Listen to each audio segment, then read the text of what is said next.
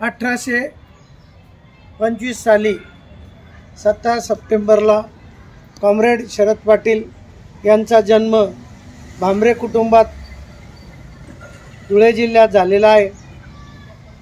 शरद पाटील हे असं रसायन आहे भारतीय लेवलचं की त्या रसायनामुळे देशातील शेतकरी, ओबीसी, बीसी जो गरीब वर्ग आहे त्या गरीब वर्गाला न्याय मिळवून देण्यासाठी त्यांनी देशाचे जे प्राचीन ग्रंथ आहे रामायण, महाभारत, पाली संस्कृतमधले, प्राकृतमधले, बुद्धाचे जी काही त्रिपिटक आहे या सर्वांवर त्यांनी अभ्यास करून पुस्तकं लिहिली।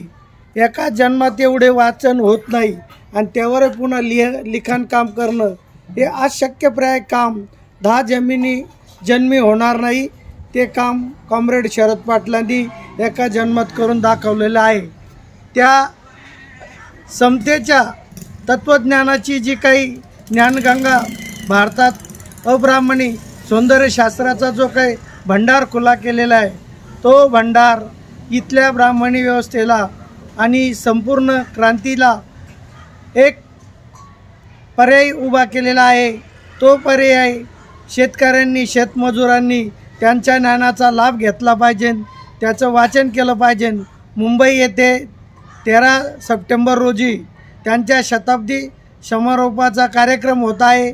त्या कार्यक्रमाला माननीय सर्वोच्च न्यायालयाच्या महाधिवक्ता इंदिरा जयसिंग या येणार आहे। त्यांच्या हस्ते उद्घाटन होणार आहे। विद्रोही साहित्यिक नजूबाई गावित आदिवासी यांच्या अध्यक्षतेखाली हा कार्यक्रम पार पडणार आहे।